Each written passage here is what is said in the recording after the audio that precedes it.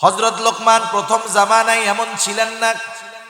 তিনি প্রথম জামানায় ছাগল চড়াইতেন। ছাগল, একদিন ছাগলের মালিক এসে বলতেছে, ও লোকমান, তুমি আমার জন্য একটা ছাগল জবাই করবা এবং ছাগলের সবচাইতে সুস্বাদু গোশত আমার কাছে হাজির করবা। হযরত লোকমান একটা ছাগল জবাই করলেন। জবাই করার পর ছাগলের জিহ্বা আর কলিজা, এই হার্ট, হৃৎপিণ্ড মালিকের সামনে এনে হাজির করলো। মালিক আবার বলল, যাও আর একটা ছাগল জবাই করবা। ছাগলের সবচাইতে নিকৃষ্ট জায়গার গোশতগুলো আমার সামনে হাজির করবা। লোকমান আর একটা ছাগল জবাই করলো। এইবারও জিহ্বা আর হৃৎপিণ্ড কলিজা নিয়ে হাজির। মালিক বলতেছে, লোকমান, তুমি কি আমার সাথে মজা করো? সবচাইতে সুস্বাদু জায়গার গোশত আনতে বললাম, উৎকৃষ্ট গোশত আনতে বললাম, এটা আনলা। সবচাইতে নিকৃষ্ট গোশত আনতে বললাম, এটা আনলা, কারণ কি? হযরত লোকমান এবার বললেন, মালিক, কারো যদি জবান আর অন্তরটা ভালো হয়ে যায়, সে সর্ব উৎকৃষ্ট হয়ে যায়। আর কারো যদি জবান আর অন্তর খারাপ হয়ে যায়, সে সবচাইতে নিকৃষ্ট হয়ে যায়। তার কাজ আর কথার মধ্যে প্রজ্ঞা ছিল, জ্ঞানের ছোঁয়া সমারোহ ছিল। শুধু তাই নয়, আল্লাহ তাআলা বলেন, আমি তাকে এত প্রজ্ঞা দান করেছি, জ্ঞান দান করেছি, সে কিন্তু অহংকারী ছিল না। আমরা তো এখন একটু ইলম অর্জন করতে পারলে অহংকারী হয়ে যাই, টাকাওয়ালা হইলে অহংকারী হয়ে যাই। ওয়াজ করতেছি, ওয়াজের ময়দানে আমাকে মানুষ বেশি চেনে, অহংকারী হয়ে যায়। কিন্তু হযরত লোকমান হিকমত পেয়ে, জ্ঞান পেয়ে তিনি অহংকারী হন নাই, বরং তিনি আল্লাহ তাআলার শুকরগুজার বান্দাদের মধ্যে অন্যতম একজন ছিলেন। আলহামদুলিল্লাহ, আলহামদুলিল্লাহিল্লাযী হাদানা লিল ইসলাম, الذي نزل القرآن هدى للناس وبينات من الهدى والفرقان وخلق الإنسان وكرمه وعلمه من البيان ما لم يعلم فسبحان الذي لا يحصى امتنانه باللسان ولا بالقلم ونشهد أن لا إله إلا الله وحده لا شريك له ونشهد أن سيدنا وسندنا وحبيبنا وطبيبنا وأولانا ومولانا محمد صلى الله تعالى عليه وعلى آله وأصحابه وبارك وسلم تسليما كثيرا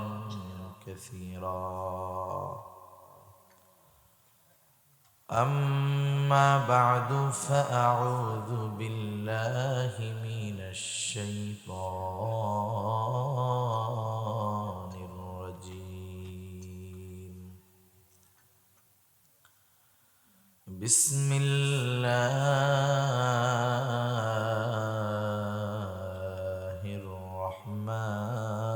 الرحمن الرحيم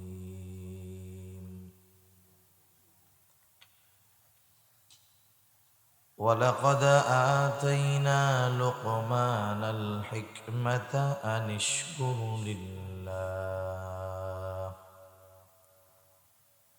ومن يشكر فإنما يشكر لنفسه ومن كفر فإن الله غني حميد সাদাকাল্লাহুল আলিয়্যুল আযীম। আমরা মুহাব্বতের সাথে দুরূদ শরীফ পাঠ করি।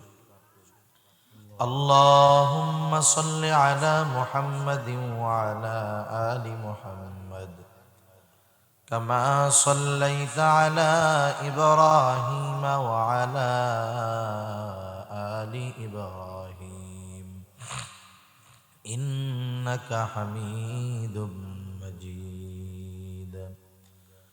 আল্লাহুম্মা বারিক আলা মুহাম্মাদিন ওয়া আলা আলি মুহাম্মাদ কামা বারাকতা আলা ইব্রাহিম ওয়া আলা আলি ইব্রাহিম ইন্নাকা হামিদুম মাজিদ। বালাগাল উলা বিকামালিহি কাশাফাদ দুজা বিজামালিহি হাসুনাত জামিউ খিসালিহি সাল্লু আলাইহি ওয়া আলিহি। লা ইলাহা ইল্লাল্লাহ লা ইলাহা ইল্লাল্লাহ লা ইলাহা ইল্লাল্লাহ লা ইলাহা।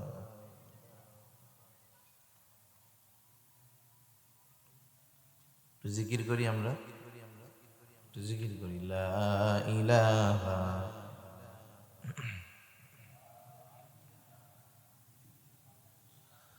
লা ইলাহা ইল্লাল্লাহ মুহাম্মাদুর রাসূলুল্লাহ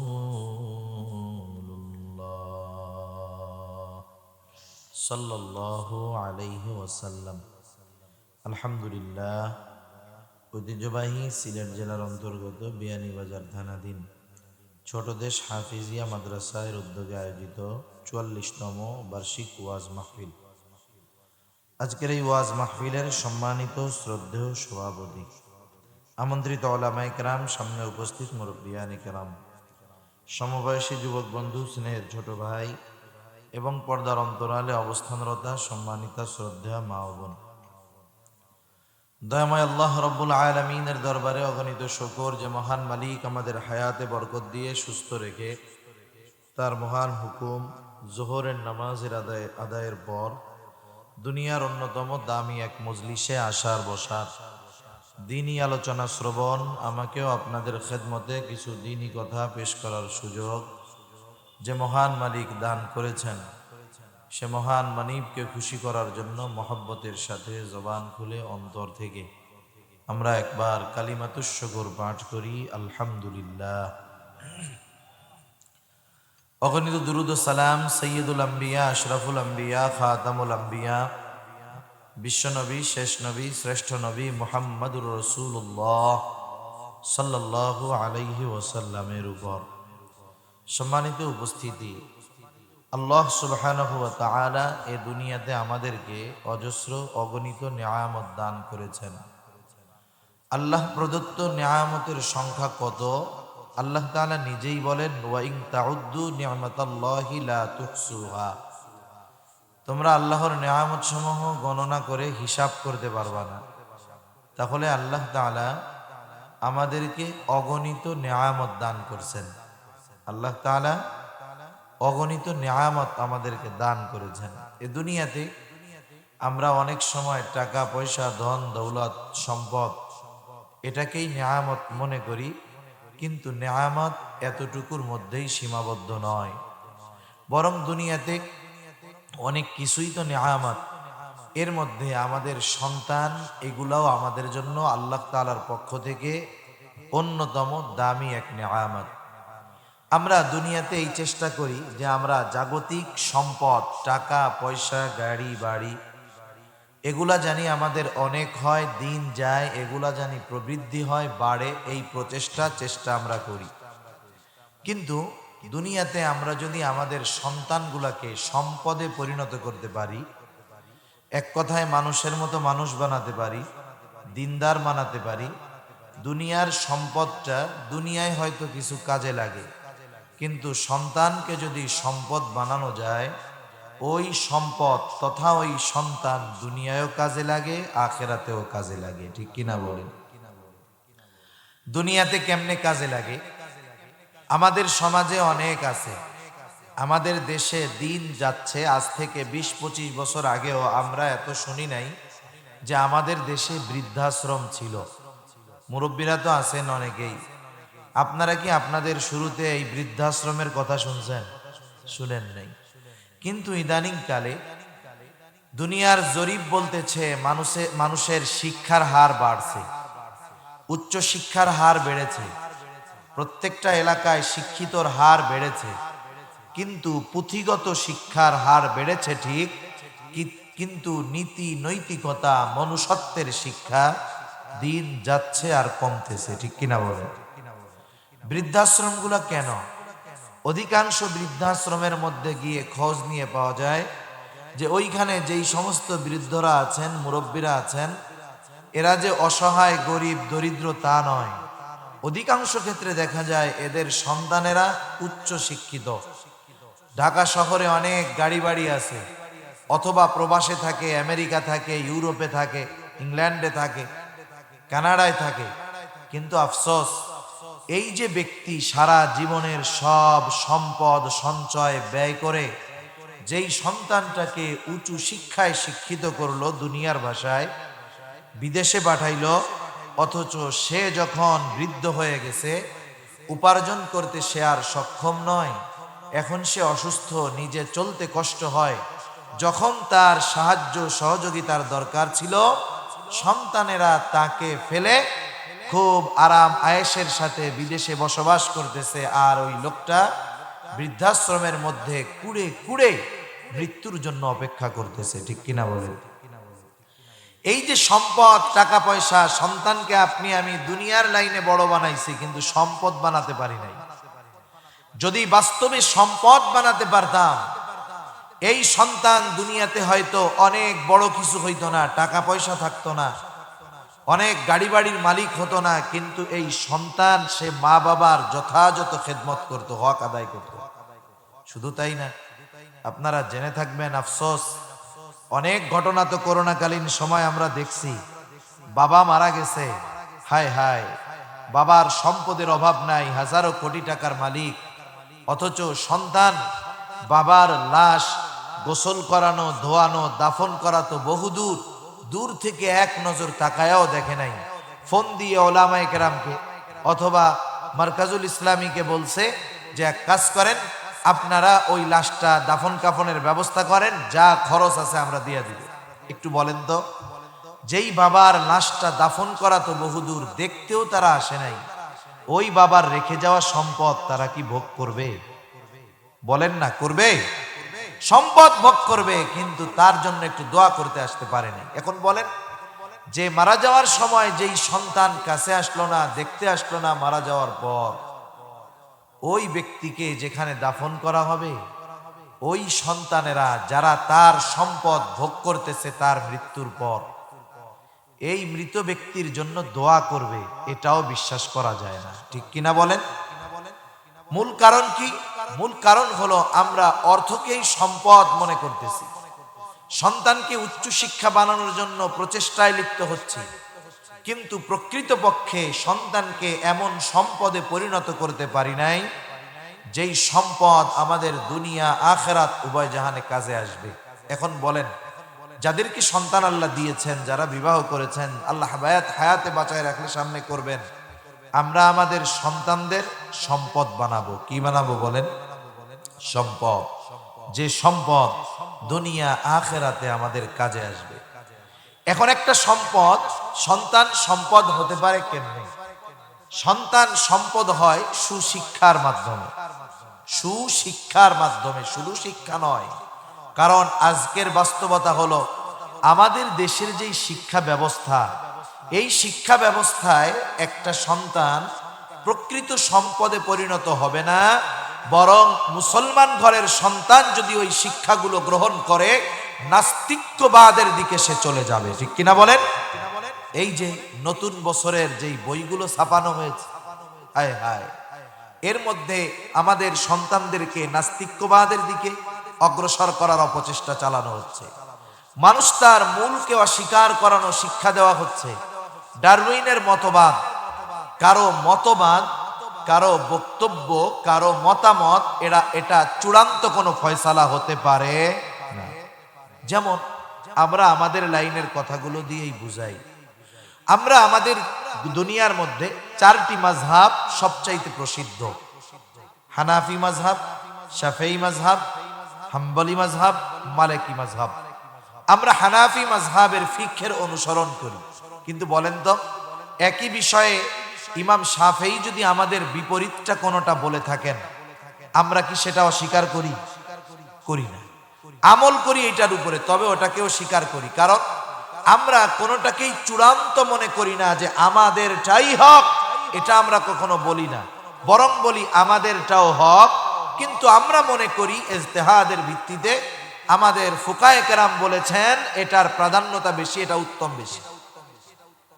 এখন ইমাম আবু হানিফার একমত, শাফিঈর একমত, হাম্বলির একমত, মালিকের একমত। আমরা কোনো মতকেই চূড়ান্ত ধরি না, প্রত্যেকটাকেই সঠিক মনে করি। এটা দ্বীনের ক্ষেত্রে।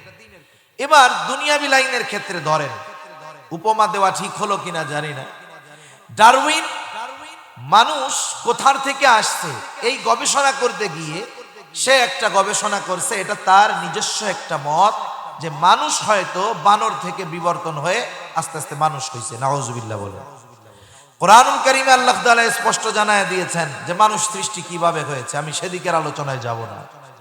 তার মানে কেউ যদি ডারউইনের মতবাদকে বিশ্বাস করে তাহলে কোরআনকে অবিশ্বাস করতে হয়। এখন বলেন তো, কোরআনকে কেউ যদি অবিশ্বাস করে, কোরআনের একটা পারা না, একটা সূরা না, একটা আয়াত না, একটা শব্দ নয়, একটা অক্ষর যদি কেউ অস্বীকার করে, নিঃসন্দেহে সে বেঈমান। ঠিক কিনা বলেন? কোরআনুল কারীমে অনেক আয়াত আছে একটা অক্ষর, যেমন কফ, এর অর্থ আল্লাহ তাআলা ভালো জানেন। মুফাসসিরিনে কেরাম বলেন আল্লাহু আ'লামু বিমুরাদিহি, এর দ্বারা উদ্দেশ্য কি আল্লাহ তাআলা ভালো জানেন। অথচ এর অর্থ আমরা জানি না, এর উদ্দেশ্য জানি না। বলেন তো, কেউ যদি না জানার কারণে এই কফ শব্দটাকে অস্বীকার করে, ঈমান থাকবে না যাবে? আল্লাহ তাআলা কোরআনুল কারীমের মধ্যে মানুষ সৃষ্টির পদ্ধতি স্পষ্টভাবে এক জায়গায় নয়, কয়েক জায়গায় আল্লাহ তাআলা বর্ণনা করেছেন যে আমি কিভাবে মানুষকে সৃষ্টি করেছি। এত স্পষ্ট বক্তব্য থাকার পরেও যারা আমাদের শিক্ষা ব্যবস্থায় ডারউইনের মতবাদকে ঢুকিয়ে দেয়, ঢোকাতে চায়, এই মতবাদ প্রতিষ্ঠিত করতে চায়, আমাদের সন্তানদেরকে দিয়ে বিশ্বাস করাতে চায়, পড়াতে চায়, নিঃসন্দেহে এরা নাস্তিক, কোনো সন্দেহ নাই। ঠিক কিনা বলুন? এজন্য প্রত্যেকটা জায়গা থেকে আমাদের সতর্ক থাকতে হবে। সাথে সাথে পর্দার ব্যাপারে বিশদ গান সন্তানদের অন্তরে জানি এই ব্যাপারে বিতৃষ্ণা আসে, ঘৃণা আসে, দাড়ির প্রতি জানি তাদের অনীহা আসে। এজন্য এই ষড়যন্ত্র আজকে থেকে চলতেছে না, অনেক আগের থেকে চলতেছে। আর আস্তে আস্তে এগুলাকে আমাদের শিক্ষা ব্যবস্থার মধ্যে ঢুকায়া দেওয়ার অপচেষ্টা করা হচ্ছে। বাস্তবতা কি জানেন? আমাদের শিক্ষা ব্যবস্থায় এতটা ইসলাম বিরোধিতা, আপনি অমুসলিম দেশের শিক্ষা ব্যবস্থায়ও এতটা ইসলাম বিরোধিতা পাবেন না। অথচ আমরা বলি 92% মুসলমানের দেশ। তা যাই হোক, আমি ওই দিকে আলোচনা করার জন্য আয়াতগুলো পড়ি নাই। আমি যে আয়াতটা তিলাওয়াত করেছি পবিত্র কোরআনুল কারীমের সূরা লোকমানের 2য় রুকুর প্রথম আয়াত। যদিও আয়াত একটা তিলাওয়াত করেছি, কিন্তু এই আয়াতের কয়েকটা, এই রুকুর কয়েকটা আয়াত নিয়ে আমি আপনাদের খেদমতে কিছু কথা বলার চেষ্টা করব। আল্লাহ তাআলা আমাকে বলবার, আপনাদের শ্রবণ করবার তৌফিক দান করুক। মূল বিষয় হলো, আমরা আমাদের সন্তানদেরকে সম্পদে পরিণত করতে চাই।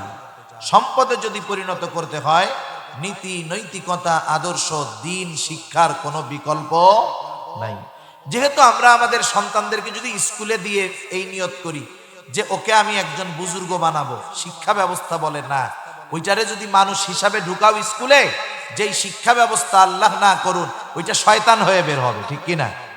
এজন্য আমরা আমাদের সন্তানদেরকে চেষ্টা করব, সর্বোচ্চ চেষ্টা করব দ্বীনি শিক্ষায় শিক্ষিত করার। সাথে সাথে হযরত লোকমানের এই সূরা লোকমানের 2য় রুকুর মধ্যে আল্লাহ সুবহানাহু ওয়া তাআলা হযরত লোকমান তার সন্তানদেরকে কিছু গুরুত্বপূর্ণ উপদেশ দিয়েছেন, কিছু নসিহত করেছেন। যেই নসিহতগুলো যদি আমরা আমাদের সন্তানদের করতে পারি, আমাদের সন্তানেরা যদি ওই নসিহতগুলোর উপরে আমল করে, আশা করা যায় আমাদের সন্তানেরাও সম্পদে পরিণত হবে, যে সম্পদ দুনিয়া আখিরাত উভয় জাহানে কাজে লাগবে। আল্লাহ তাআলা হযরত লোকমানের নসিহতগুলো বর্ণনা করার পূর্বে হযরত লোকমানের সামান্য পরিচয় আল্লাহ তাআলা তুলে ধরছেন।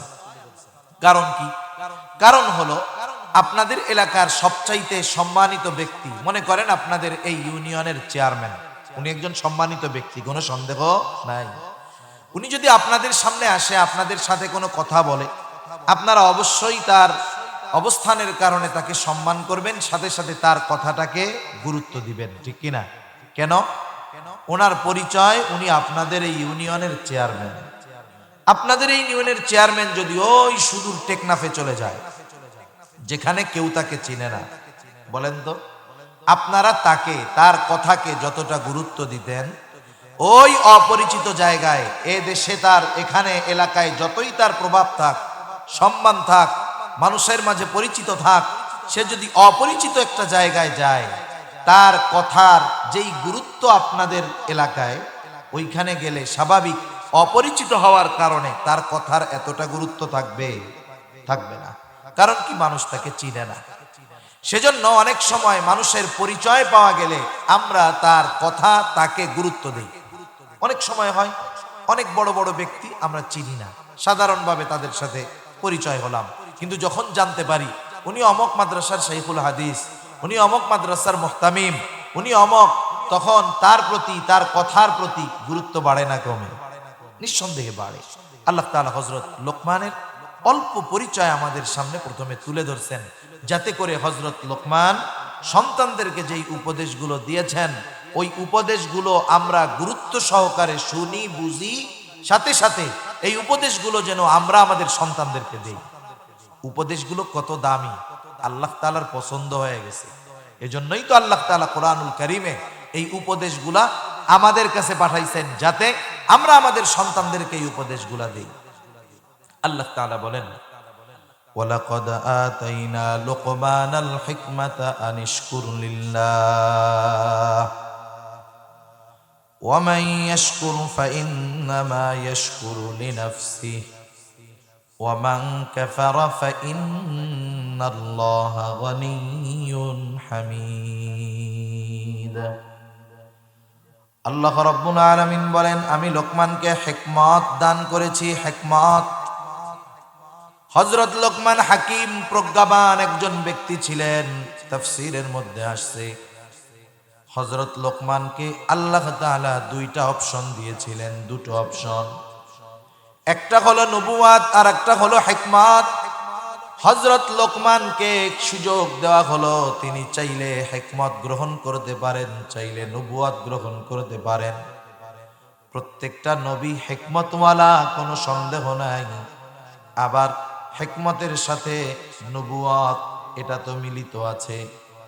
আবার শুধু হিকমত, অবশ্যই নবুয়াত যে সবচাইতে দামি এক উপাধি, দামি এক দায়িত্ব, কোনো সন্দেহ নাই।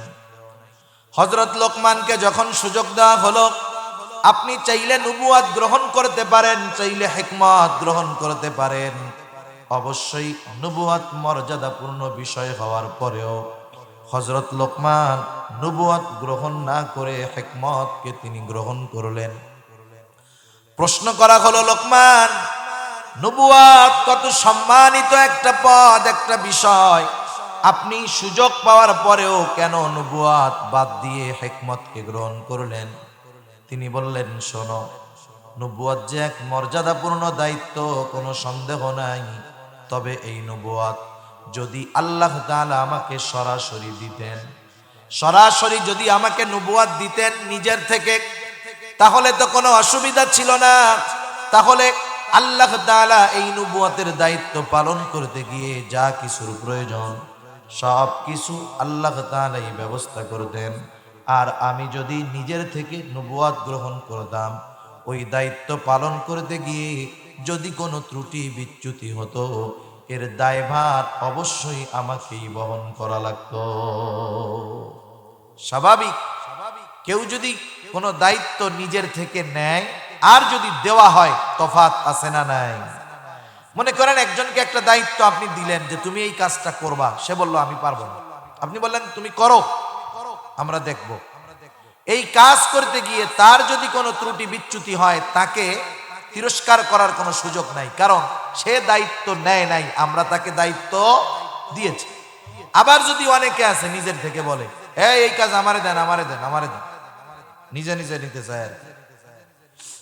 এখন সে যদি ওই দায়িত্ব নিজের থেকে নিয়ে ত্রুটি বিচ্যুতি করে, তাহলে আপনি, সে যদি ভুল করে, আপনি কি বলবেন? আরে মিয়া কাম পাও না, আগের থেকে লাফাও বেশি, নিজের থেকে দায়িত্ব নিছ, পারো না কেন? এখন তাকে তিরস্কার করা হবে। হযরত লোকমান বললেন, যেহেতু আল্লাহ তাআলা নিজের থেকে দায়িত্ব দেন নাই, আমি যদি নিজের থেকে নেই, তাহলে ত্রুটি বিচ্যুতি হলে এর দায়ভার আমার উপর আসবে। এই জন্য আমি নবুয়ত গ্রহণ না করে হিকমত গ্রহণ করেছি। হিকমত কাকে বলে? হিকমত হলো দ্বীনের বুঝ, দ্বীনের সঠিক বুঝ, স্থান কাল পাত্র অনুধাবন করা, স্বপ্নের তাবির, স্বপ্নের ব্যাখ্যা জানা। এই সমস্ত কয়েকটা গুণের সমন্বয়, এগুলাকে বলা হয় হিকমত। হযরত লোকমান পরিপূর্ণ হিকমতওয়ালা ছিলেন, হিকমত সম্পন্ন ব্যক্তি ছিলেন। তার কথা কাজ সব কিছুর মধ্যে হিকমত, প্রজ্ঞা, জ্ঞানের ছোঁয়া পাওয়া যাইত। হযরত লোকমান প্রথম জামানায় এমন ছিলেন না। তিনি প্রথম জামানায় ছাগল চড়াইতেন, ছাগল। একদিন ছাগলের মালিক এসে বলতেছে, ও লোকমান, তুমি আমার জন্য একটা ছাগল জবাই করবা এবং ছাগলের সবচাইতে সুস্বাদু গোশত আমার কাছে হাজির করবা। হযরত লোকমান একটা ছাগল জবাই করলেন। জবাই করার পর ছাগলের জিহ্বা আর কলিজা, এই হার্ট, হৃৎপিণ্ড মালিকের সামনে এনে হাজির করলো। মালিক আবার বলল, যাও আর একটা ছাগল জবাই করবা, ছাগলের সবচাইতে নিকৃষ্ট জায়গার গোশতগুলা আমার সামনে হাজির করবা। লোকমান আর একটা ছাগল জবাই করলো, এইবারও জিহ্বা আর হৃৎপিণ্ড, কলিজা নিয়ে হাজির। মালিক বলতেছে, লোকমান, তুমি কি আমার সাথে মজা করো? সবচাইতে সুস্বাদু জায়গার গোশত আনতে বললাম, উৎকৃষ্ট গোশত আনতে বললাম, এটা আনলা। সবচাইতে নিকৃষ্ট গোশত আনতে বললাম, এটা আনলা, কারণ কি? হযরত লোকমান এবার বললেন, মালিক, কারো যদি জবান আর অন্তরটা ভালো হয়ে যায়, সে সর্ব উৎকৃষ্ট হয়ে যায়। আর কারো যদি জবান আর অন্তর খারাপ হয়ে যায়, সে সবচাইতে নিকৃষ্ট হয়ে যায়। তার কাজ আর কথার মধ্যে প্রজ্ঞা ছিল, জ্ঞানের ছোঁয়া সমারোহ ছিল। শুধু তাই নয়, আল্লাহ তাআলা বলেন, আমি তাকে এত প্রজ্ঞা দান করেছি, জ্ঞান দান করেছি, সে কিন্তু অহংকারী ছিল না। আমরা তো এখন একটু ইলম অর্জন করতে পারলে অহংকারী হয়ে যাই, টাকাওয়ালা হইলে অহংকারী হয়ে যাই। ওয়াজ করতেছি, ওয়াজের ময়দানে আমাকে মানুষ বেশি চেনে, অহংকারী হয়ে যায়। কিন্তু হযরত লোকমান হিকমত পেয়ে, জ্ঞান পেয়ে তিনি অহংকারী হন নাই, বরং তিনি আল্লাহ তাআলার শুকরগুজার বান্দাদের মধ্যে অন্যতম একজন ছিলেন। সেজন্য নেয়ামত পেয়ে কেউ ফখর করে, কেউ শুকর করে।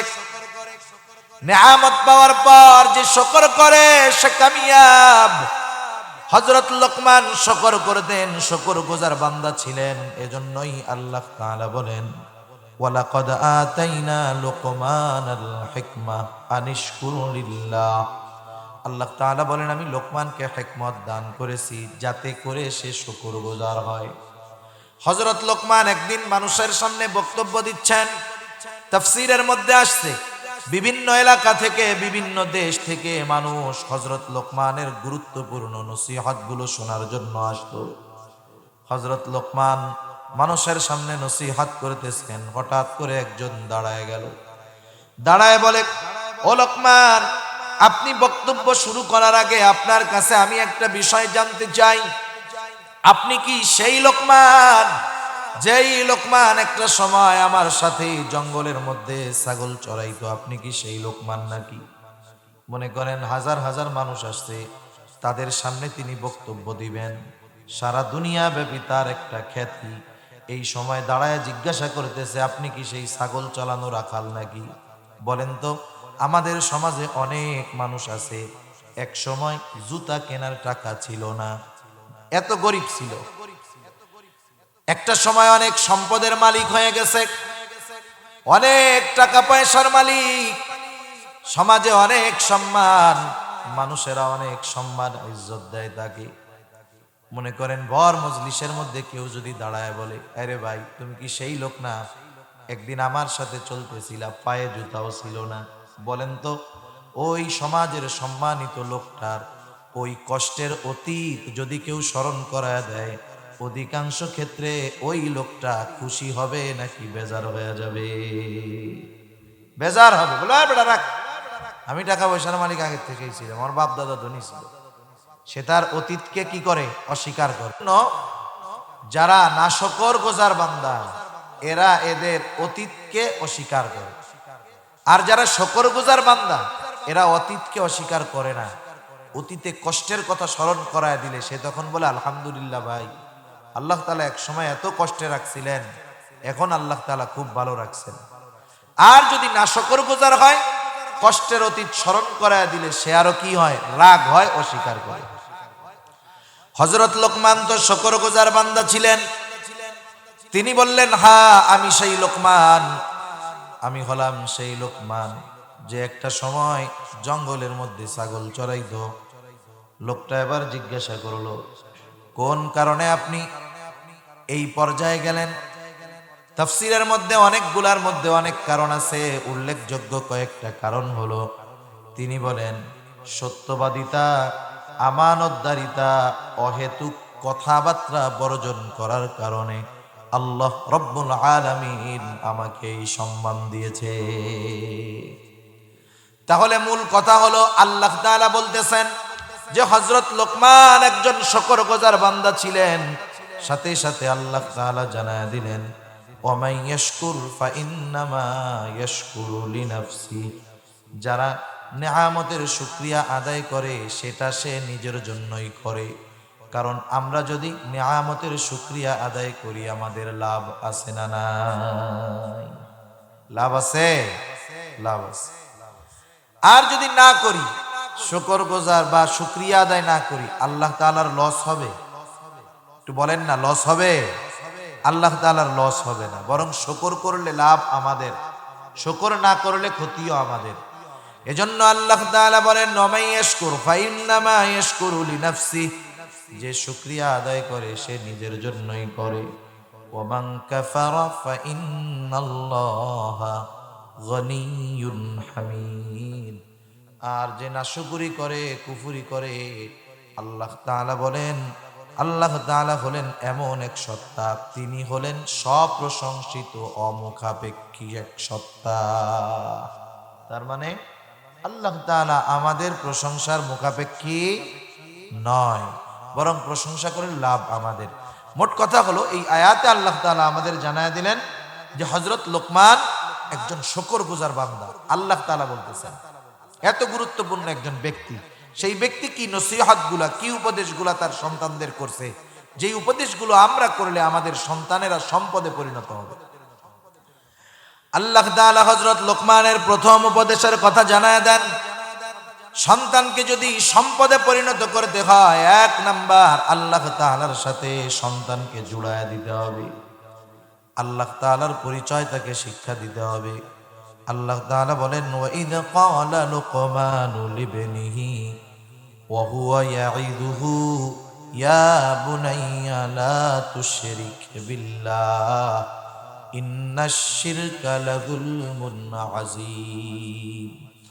আল্লাহ তাআলা বলেন, লোকমান তার সন্তানকে ওয়াজ করতেছে, ওয়াইদ ক্বালা লুকমানু লিবনিহি ওয়া হুয়া ইয়াইদুহু, লোকমান তার সন্তানকে ওয়াজ করতেছে, উপদেশ দিচ্ছে, সন্তানদেরকে কিভাবে উপদেশ দিতে হবে এর একটা শিক্ষাও আল্লাহ তাআলা এই জায়গায় দিয়ে দিয়েছেন।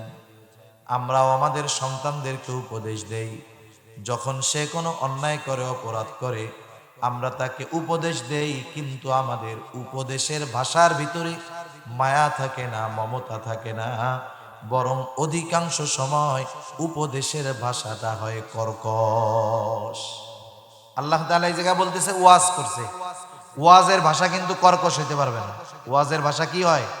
নরম হয়, দরদ নিয়ে বলতে হয়। দেখেন না, আমাদের বুজুর্গরা যখন ওয়াজ করে দরদ নিয়ে বলে, অন্তরের ব্যথা নিয়ে বলে। সন্তানদেরকেও নসিহত অন্তরের দরদ নিয়ে করতে হবে। হযরত লোকমান সন্তানদেরকে কি করছেন? আদেশ না, ওয়াজ করছেন। কি করছেন? ওয়াজ। কথা বুঝতেছেন? আপনারা তো কথা বলেন না, একটু কথার জবাব দিয়ে, নাইলে তো আমি মনে করবো যে ঘুম আসতেছে আপনাদের। সজাগ আছেন তো? তাকবীর দেন তো, নারায়ে তাকবীর, নারায়ে তাকবীর, মাশাআল্লাহ। একটু জবাব দিন। জিজ্ঞাসা যেটা করব ওইটা আপনাদের বলেই জিজ্ঞাসা করব, অন্য নতুন কিছু জিজ্ঞাসা করব না। তাহলে আমরা সন্তানদেরকে আদেশ না, নসিহত করব, উপদেশ দিব। আর উপদেশের ভাষা কঠোর না নরম? উপদেশের ভাষা হবে নরম। হযরত লোকমান সন্তানকে বলতেছে, ইয়া বুনাইয়া লা তুশরিক বিল্লাহ, হে আমার সন্তান, হে আমার বৎস। আমরা আমাদের সন্তানদেরকে নসিহত করি অধিকাংশ সময়, উপদেশ দেয় খাওয়ার সময়, তাই না? খাওয়ার সময় যখন টেবিলে বসে তখন যা বলার বলবে। যখন সে তার প্রতিষ্ঠানের বা কোনো কিছুর খরচ চাইবে তখন বলে, নাও নাও, বাপের টাকা তো টের পাইতেছো না, কামাই যখন করবা টের পাবা। খাইতে যখন বসে তখন বলে, খাও খাও, খায়া লাও, বাপের ওটাদের খাওয়ান তো খুব মজা। এখন বলেন, এই যে যে সে উপদেশ দিচ্ছে তাকে, এই কথাগুলা বলার কারণে তার মধ্যে আবেগ অনুভূতির সৃষ্টি হচ্ছে না, বরং কথাগুলার কারণে আরো রাগ হইতেছে। ঠিক কিনা বলেন? মনে করেন আপনার একটা সন্তান নামাজ পড়ে না, একটা সন্তান দিনের উপরে চলে না, খারাপ বন্ধুদের সাথে আড্ডা দেয়। আপনি তার খাওয়ার সময় কিছু বলবেন না, পোশাক কিনে দেওয়ার সময় কিছু বলবেন না, বরং কি করবেন? সে যখন খাওয়া দাওয়া শেষ, আপনি তার কাছে গিয়ে বলবেন, আমার সন্তান, তোমার সাথে আমি 10টা মিনিট কথা বলতে চাই, সময় হবে নাকি তোমার? বলেন তো, আপনার ছেলেকে যদি আপনি এমন কইরা বলেন, সে কি বলবে? না, টাইম নাই, আই এম ভেরি বিজি। এটা বলবে? বলবে না, বা সময় হবে। এবার আপনি তাকে পাশে বসান, চা নেন, বিস্কুট নেন, বাপ বেটা দুজনে মিলে খান। এরপরে আপনি সুন্দরভাবে তার প্রতি আপনার ইহসান, তার প্রতি আপনার ভালোবাসার কথা স্মরণ করায় দেন। আপনি তার ওই অতীতকে স্মরণ করায় দেন যেটা তার স্মরণ নাই। তার ছোটবেলার কথাগুলো আপনি স্মরণ করায় দেন। আপনি বলেন যে, দেখো, তুমি তো এখন অনেক বড় হয়ে গেছো, কিন্তু একটা সময় তো তুমি বড় ছিলা না। তুমি ছোট ছিলা, কত আদর করছি তোমায়, কাঁধে নিয়ে ঘাড়ে নিয়ে ঘুরে বেড়াইছি তোমাকে নিয়া, কত আনন্দ ছিল তোমার সাথে আমার। তুমি তো এখন বড় হয়ে গেছো, ব্যস্ত, বসার সময় নাই। শোনো বাবা, আমি চাই তোমার দুনিয়া আখিরাত ভালো হোক। বাবারে, তুমি যে নামাজ পড়ো না, এটা কিন্তু আমাকে খুব কষ্ট দেয়। আমি তোমার কাছ থেকে এই আশা করি, আজ থেকে তুমি আমার সাথে নামাজে যাইবা। বলেন তো, কোনো বাবা যদি এই দরদ নিয়ে সন্তানকে এই ওয়াজ করে, ওই সন্তানের মধ্যে যদি ন্যূনতম মনুষ্যত্ব থাকে, বলেন তো বাবার এই কথা অন্তর দিয়ে ওই ছেলেটা শুনবে কি শুনবে না? শুনবে। এই কথা তার হৃদয়ে পৌঁছায়া যাবে। কিন্তু আপনি যদি ধমক দেন, এই নামাজ না পড়লে এখন থেকে তোর সাথে কোনো সম্পর্ক নাই, খাওয়ার নাই, এই নাই সেই নাই, ও আরো তেড়া হয়ে যায়। সেজন্য ওয়াজের ভাষা নরম হতে হয়। হযরত লোকমান সন্তানকে বলতেছে, ইয়া বুনাইয়া, হে আমার বৎস। আরবিতে যদি শব্দটা হলো, অর্থ হলো হে আমার বৎস, কিন্তু এই শব্দের মধ্যে একটা মাধুর্যতা আছে। কিছু কিছু বিষয় আছে শুধু শাব্দিক অনুবাদ দিয়ে এর অন্তর্নিহিত বিষয়টাকে অনুধাবন করানো যায় না। হযরত লোকমান সন্তানকে ওয়াজ করতে গিয়ে বলতেছে, ইয়া বুনাইয়া, হে আমার বৎস। 1 নাম্বার ওয়াজ, লা তুশরিক বিল্লাহ, আল্লাহ তাআলার সাথে শিরিক কইরো না। শিরিক করব না, এর কারণ হলো ইন্নাশ শিরকা লাযুলমুন আযীম। আল্লাহ রাব্বুল আলামিন জানায় দেন, হযরত লোকমান প্রথমেই বললেন, বৎস, শিরিক কইরো না, তাওহীদের শিক্ষা দিলেন। কারণ সারা জীবনের সব ভালো কাজগুলো যদি আল্লাহর দরবারে কবুল করা হয়, আল্লাহ তাআলার একত্ববাদের প্রতি বিশ্বাস দরকার। সেই জন্য হযরত লোকমান সর্বপ্রথম সন্তানকে আল্লাহর পরিচয় শিক্ষা দিলেন। আল্লাহ হলেন এক একক, তার কোনো শরীক নাই, ইবাদতের ক্ষেত্রে নাই, সিফাতের ক্ষেত্রে নাই, কোনো ক্ষেত্রে নাই। সুতরাং লা তুশরিক বিল্লাহ, বৎস তুমি আল্লাহ তাআলার সাথে কখনো শিরিক করবা না। কেন করবা না? ইন্নাশ শিরকা লাযুলমুন আযীম, শিরক হলো মহা অন্যায়, মহাপাপ। আল্লাহ তাআলা কোরআনুল কারীমের মধ্যে জানায় দেন, আল্লাহ তাআলা সব পাপগুলো ক্ষমা করে দিবে, ঈমান আছে ক্ষমা করে দিবে।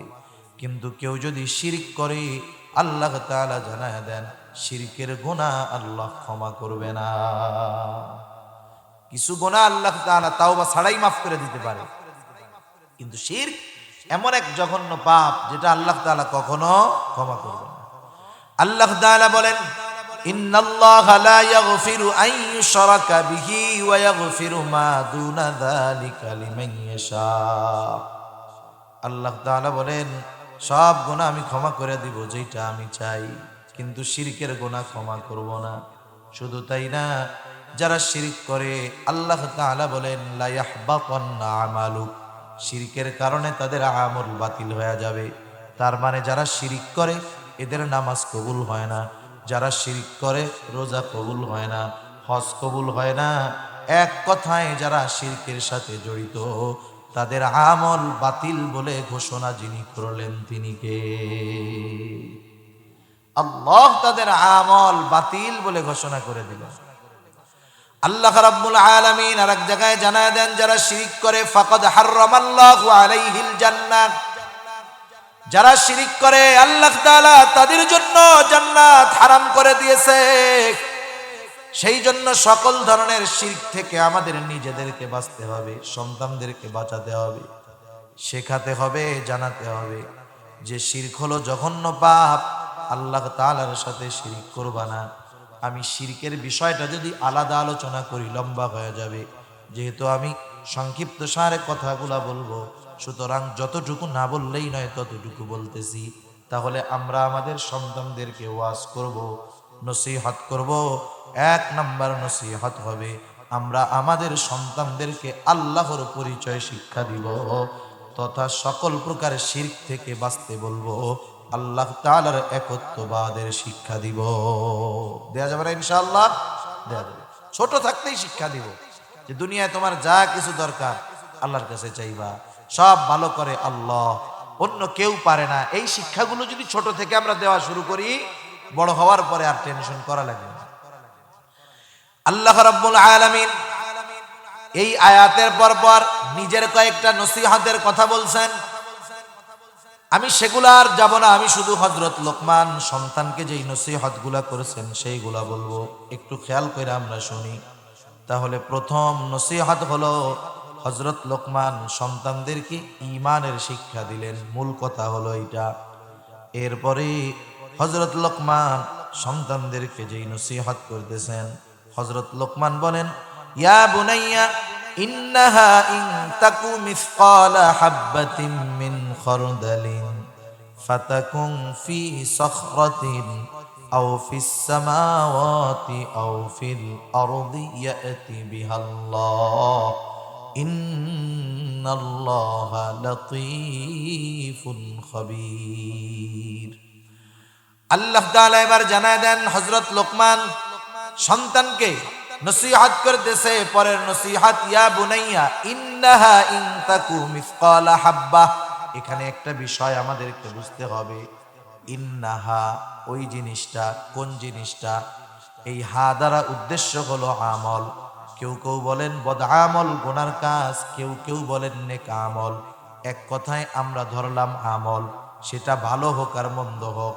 তাহলে অর্থটা এরকম, হে আমার বৎস, তোমার ওই আমলটা ভালো হোক আর মন্দ হোক, তোমার ওই আমলটা ইন্নাহা ইন তাকু মিসকালা হাব্বা, সেটা যদি একটা সরিষা দানা পরিমাণ হয়, আর ওই আমলটা যদি হাব্বাতিম মিন খারদাল ফাতাকুম ফি সখরা আও ফিস সামাওয়াতি আও ফিল আরদ, তোমার ওই আমলটা তথা ভালো কাজ অথবা গুনার কাজ, ওই কাজটা যদি সরিষা দানা পরিমাণ হয় আর ওই আমলটা যদি পাথরের মধ্যেও হয়, আসমানেও হয়, জমিনের নিচেও হয়, আল্লাহ রব্বুল আলামিন তোমার ওই আমলটাকে হাজির করবে। ইয়াতি বিহাল্লাহ, ওই আমল আল্লাহ হাজির করবে। এই আয়াতের তাফসীরে একটা হাদিস আসছে, হযরত আনাস রাদিয়াল্লাহু তাআলা আনহু থেকে বর্ণিত, রাসূল আকরাম সাল্লাল্লাহু আলাইহি ওয়াসাল্লাম বলেন, কেউ যদি এমন কোন জায়গায় আমল করে যেই জায়গার কোনো জানালাও নাই, দরজাও নাই, একটা পাথরের মধ্যে যদি কোনো আমল করে, পাথরের মধ্যে যেই পাথরের দরজাও নাই, জানালাও নাই, ওই রকম পাথরের মধ্যেও যদি কেউ সরিষা দানা পরিমাণ কোনো আমল করে, আল্লাহ তাআলা ওই জায়গার ওই আমলটার ব্যাপারে খবর রাখেন। শুধু খবর রাখেন তা নয়, আল্লাহ তাআলা ওই আমলটাকেও কিয়ামতের ময়দানে হাজির করবে।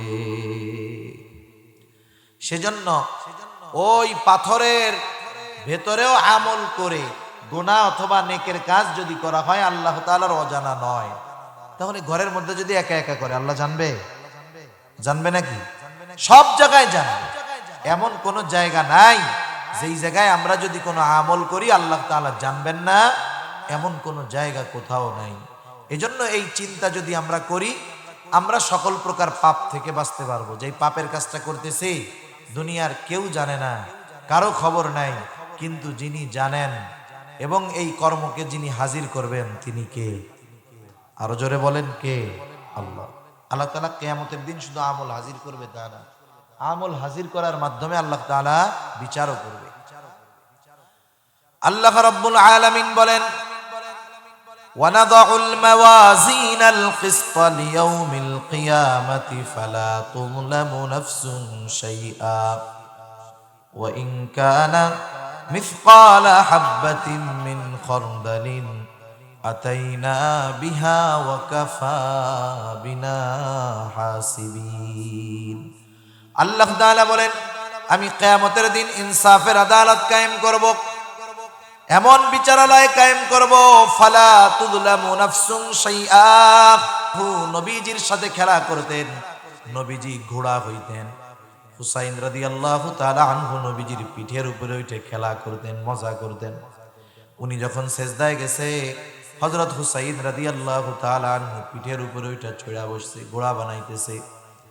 নবীজি সেজদাকে লম্বা করে দিলেন, প্রলম্ব করলেন। সাহাবায়ে কেরাম চিন্তা করতেছে কি ব্যাপার, এই সেজদাটা এত লম্বা কেন? হয়তো কোনো ওহী নাজিল হইতেছে। এইবার হযরত হুসাইন রাদিয়াল্লাহু তাআলা আনহু খেলা শেষ করে ঘাট থেকে নামলেন। কারণ বাচ্চাদের অভ্যাস হলো কোনো এক কাজ তারা দীর্ঘ সময় করে না, অল্প সময় করে নেমে যায়।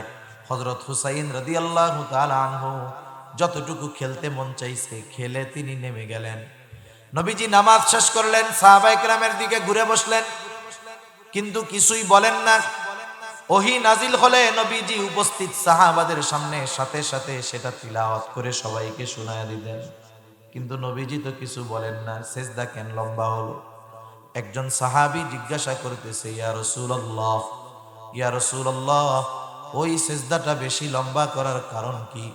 নবীজি তখন বললেন, শোনো, আমি যখন সেজদায় গেলাম, আমার নাতি হুসাইন আমার ঘাড়ের উপরে উঠে খেলা শুরু করে দিয়েছে।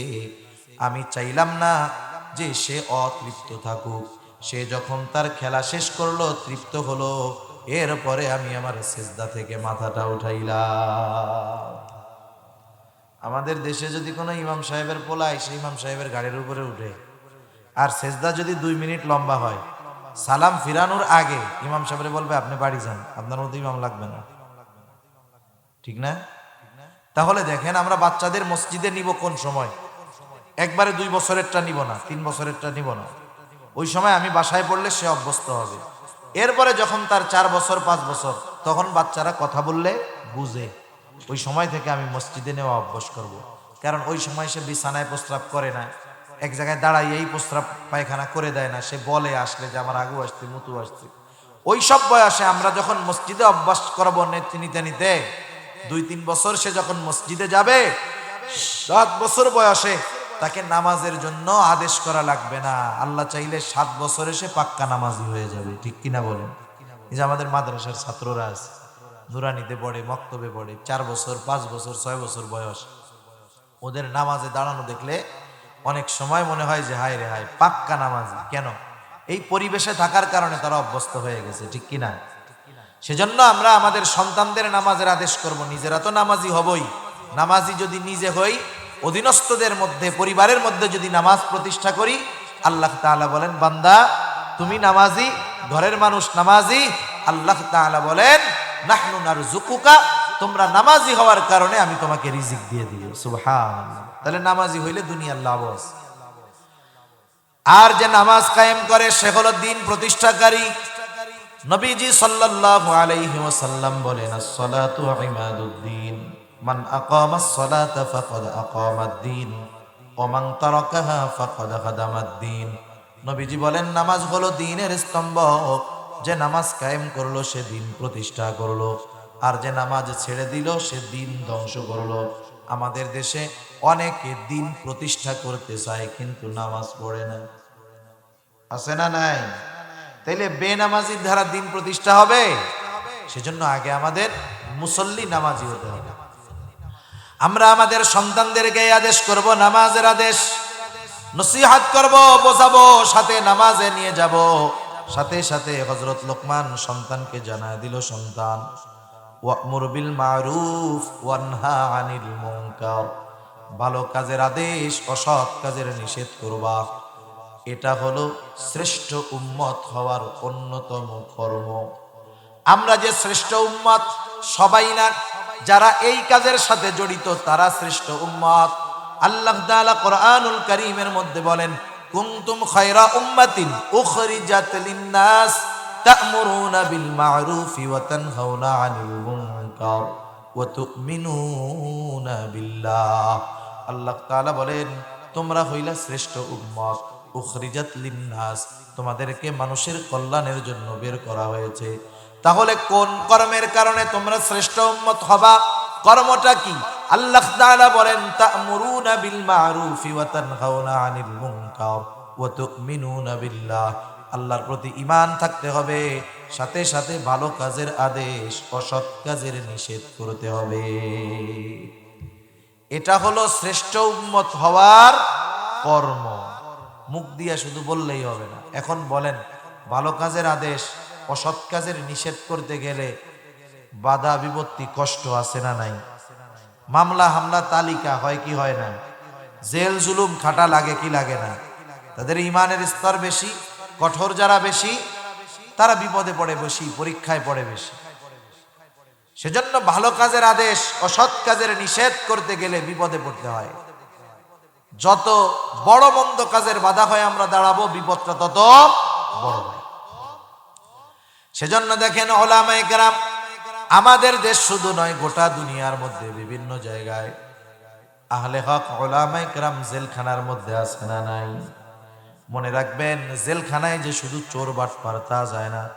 আমাদের কলিজার টুকরা ইমাম আবু হানিফাও কিন্তু জেলে গেছে, ঠিক কিনা বলেন? সেই জন্য উলামায়ে কেরাম জেলে গেলেই এ কথা বলার সুযোগ নাই, খারাপ। কিন্তু আফসোস অনেক নামাজি আছে বোঝে না, নামাজ পড়ে আর এইও কয় যে হুজুররা জেলে গেছে, কিছু না হইলে কিছু হয় নাকি, মানে দোষ ত্রুটি কিছু না করলে গেছে নাকি জেলে। তাই ইমাম আবু হানিফা কোন কারণে গেছিল? একটু চিন্তা করে ভাবনা করে কথা বলবেন। উলামায়ে কেরাম জেলে যাওয়ার অন্যতম কারণ ভালো কাজের আদেশ করছে, অসৎ কাজের বাধা হয়ে দাঁড়ায়। ভালো কাজের কথা বলা সহজ, কিন্তু অসৎ কাজ থেকে মানা করা এটা বড় কঠিন কাজ। আমি বললাম নামাজ পড়েন, আপনারা নামাজ পড়েন, ভালো কাজ, বেনামাজিও রাগ হবে না। কিন্তু যেটা সুদ খাইতেছে ওরা যদি থামায় দেয়, এই সুদ খাবি না, এই খারাপ কাজ থামাইতে গেলে বিপদ আছে না নাই? আছে। সেজন্য তারা অসৎ কাজে বাধা প্রদান করতে গিয়ে আজকে শাস্তি ভোগ করতেছে, কষ্টের মধ্যে আছে। বরং তো আমাদের তো প্রত্যেক নামাজে দোয়া করা উচিত ছিল যে আল্লাহ তাআলা তাদেরকে সালামতের সাথে, সম্মানের সাথে মুক্তির ব্যবস্থা করে দিন, ঠিক কিনা বলেন? মনে রাখতে হবে আজকের দিন জালেমের, আগামী কিন্তু মাজলুমের।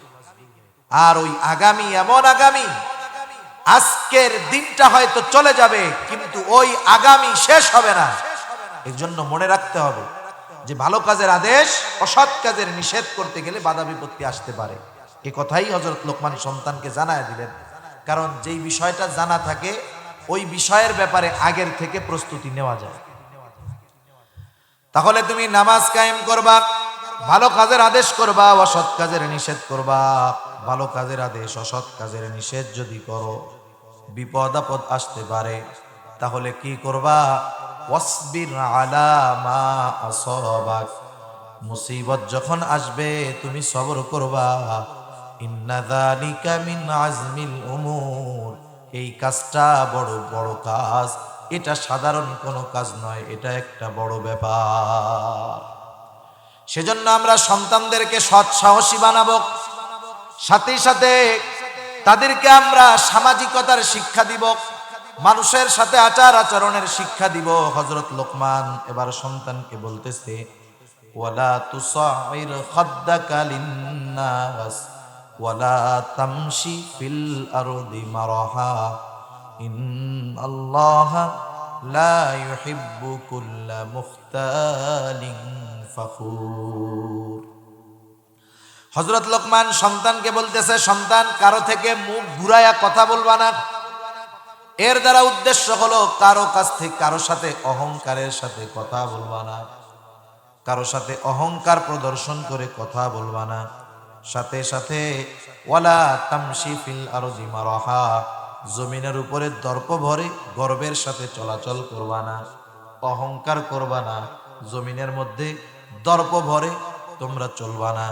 আল্লাহ তাআলা বলেন, ইন্নাকা লান তাখরিকাল আরদা ওয়া লান তাবলুগাল জিবালা তুলা, তোমরা জমিনের উপরে জোরে পা ফালায়া জমিনকে বিদীর্ণ করতে পারবা না, উচ্চতায় পাহাড় সম হইতে পারবা না। সেজন্য জমিনের মধ্যে নমনীয়তার সাথে চলবা, সাথে সাথে কারো সাথে অহংকার করবা না। ধনী হোক, গরিব হোক, অসহায় হোক, সবার সাথে হাসি মুখে নমনীয় আচরণ করবা।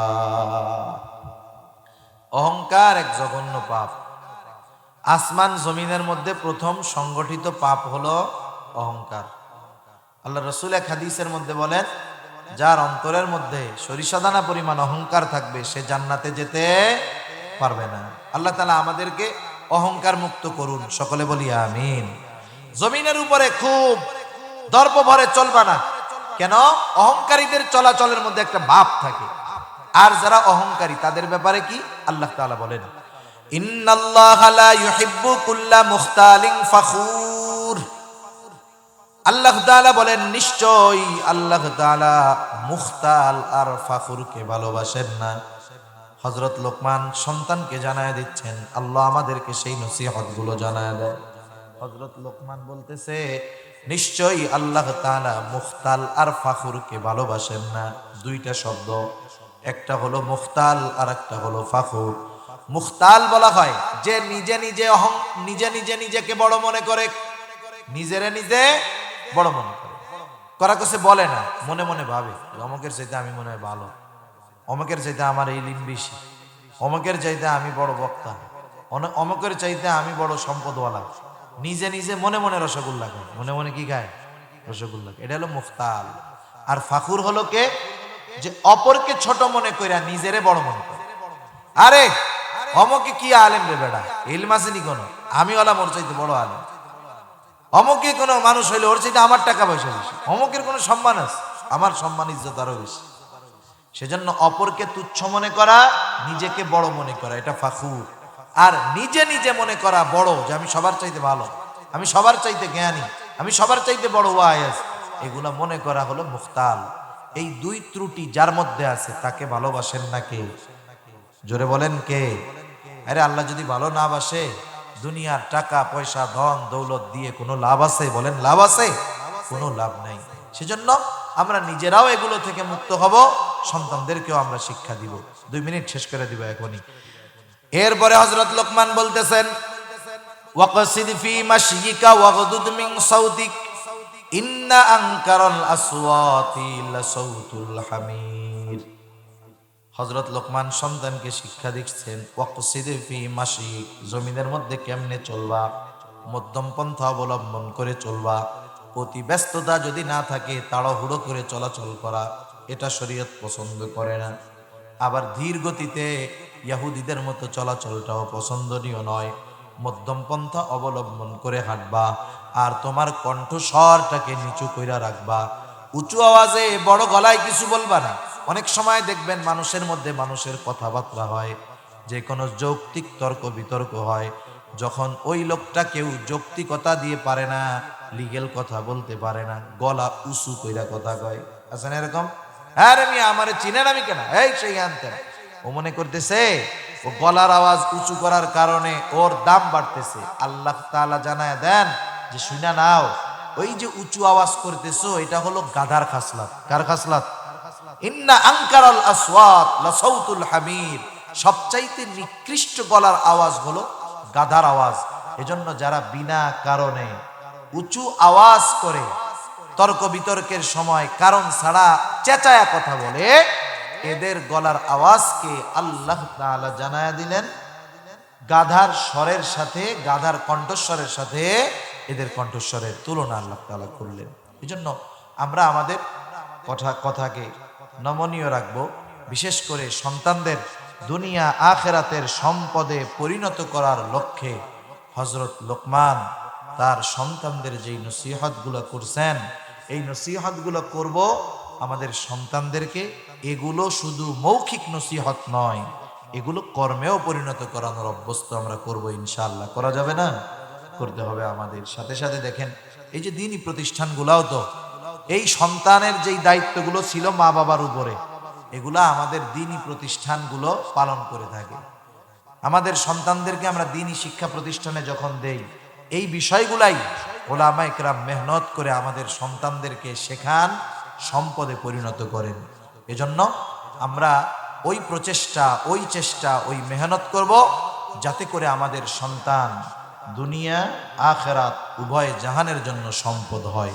আল্লাহ সুবহানাহু ওয়া তাআলা আমাদেরকে কথাগুলা বুঝবার, আমল